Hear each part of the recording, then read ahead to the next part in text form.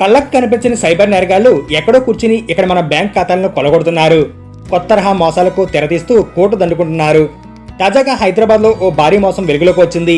ఒక వ్యాపారి WhatsApp group లో చేరి 64 లక్షలు పోగొట్టుకున్నారు.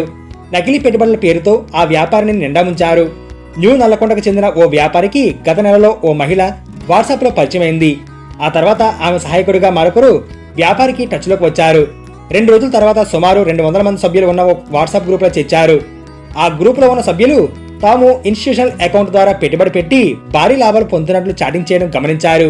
ముందుగా 50,000 రూపాయలు డిపాజిట్ చేశారు. మరుసటి రోజు 1,265 రూపాయల లాభం వచ్చినట్టు చూపించి ఆ డబ్బును అతని ఖాతాలో జమ చేశారు. ఇది నిజమని నమ్మిన ఆయన పలు దఫాలుగా 24 లక్షల రూపాయలు చెల్లించారు. దీనికి ప్రతిగా 3,81,300 షేర్లు కొనుగోలు చేసినట్లు సమాచారం అందుకున్నారు. ఈ విధంగా మొత్తం 64 లక్షల నకిలీ షేర్లతో పెట్టుబడి పెట్టారు. రోజులు గడుస్తున్నా అసలు కానీ లాభం కానీ వెనక్కి తీసుకునే అవకాశం లేకపోవడంతో మోసపోయినట్లు గ్రహించి సైబర్ క్రైమ్ పోలీసులకు ఫిర్యాదు చేశారు. అయితే ఈ తరహా మోసాల్లో సైబర్ మాయగాళ్లు ఎక్కువగా నకిలీ కంపెనీల పేర్లు ఉపయోగిస్తూ ఉంటారు. జాగ్రత్తగా ఉండాలని పోలీసులు హెచ్చరిస్తున్నారు.